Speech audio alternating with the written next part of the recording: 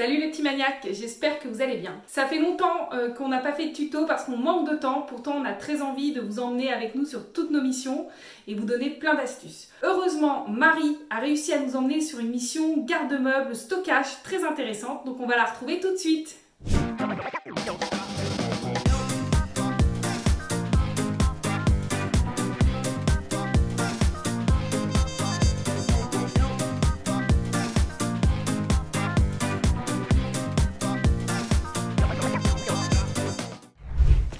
Bonjour, aujourd'hui je suis en direct d'un garde-meubles dans lequel j'ai pour mission de désencombrer 3 gros box qui contiennent les cartons et le mobilier de déménagement successifs d'une famille qui a beaucoup voyagé. En fait, cette famille s'est rendue compte qu'elle gaspillait énormément d'argent en investissant dans des loyers ici pour stocker des objets auxquels finalement elle avait peu accès puisque les cartons sont fermés, les objets ne sont pas identifiables et il faut le dire, c'est assez fastidieux d'aller chercher un objet tout au fond quand on sait ce qu'on cherche et quand on sait où le trouver déjà.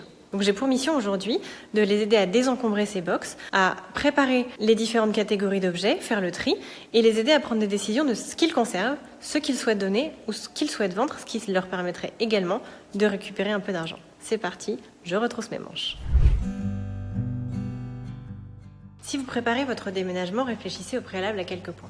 Réfléchissez à ce que vous souhaitez conserver et à ce que vous voulez laisser partir, de manière à ce que votre nouveau logement soit agréable, vivable et que vous ne retrouviez pas dans ce nouveau lieu des souvenirs qui vous pèsent et qui appartenaient à votre ancienne vie éventuellement. Réfléchissez aussi à ce que vous mettez dans les cartons. Faites des cartons par pièce, par catégorie et inscrivez sur chaque carton ce qu'ils contiennent, dans quelle pièce ils vont. Ça sera beaucoup plus facile pour vos copains qui vous aideront à déménager, pour le déménageur professionnel qui vous aidera, également beaucoup plus facile lorsque vous vous réinstallerez dans votre nouveau logement.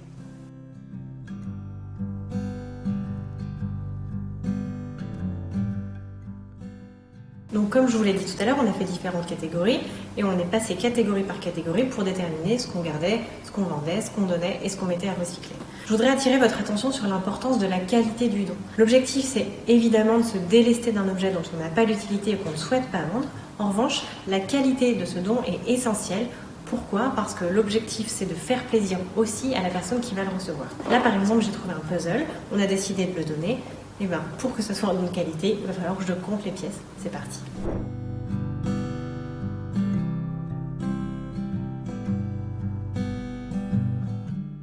Comme vous pouvez le voir, ça avance. On a déjà isolé certaines choses, ce qu'elle souhaitait conserver et éventuellement donner à une amie.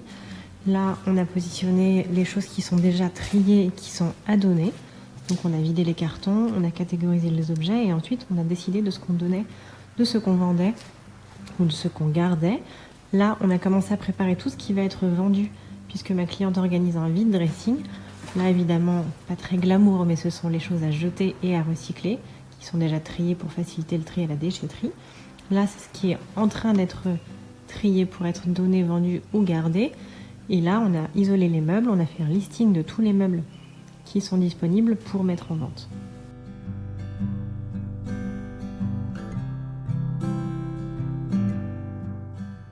Comme je vous l'ai dit, ma cliente prépare une vente. Donc on stocke dans ce box-là tous les objets et toutes les affaires catégorisées déjà par type qu'elle va devoir vendre.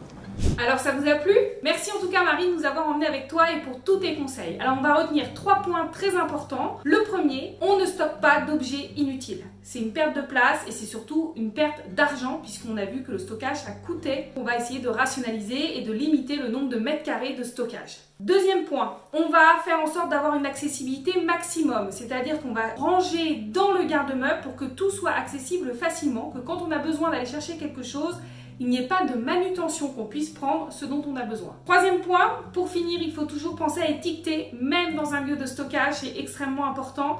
Comme ça vous donne une visibilité immédiate sur tout ce que vous avez. Et donc, quand vous venez chercher, vous avez juste à piocher ce dont vous avez besoin. C'est bon ? Vous êtes prêts à optimiser vos espaces de stockage ? Alors, on va se retrouver bientôt dans d'autres tutos, en tout cas on espère. Pour nous suivre, vous abonner à la chaîne. N'hésitez pas aussi à nous laisser des commentaires ou sur tous les autres réseaux sociaux où nous sommes présents. À bientôt les petits maniaques!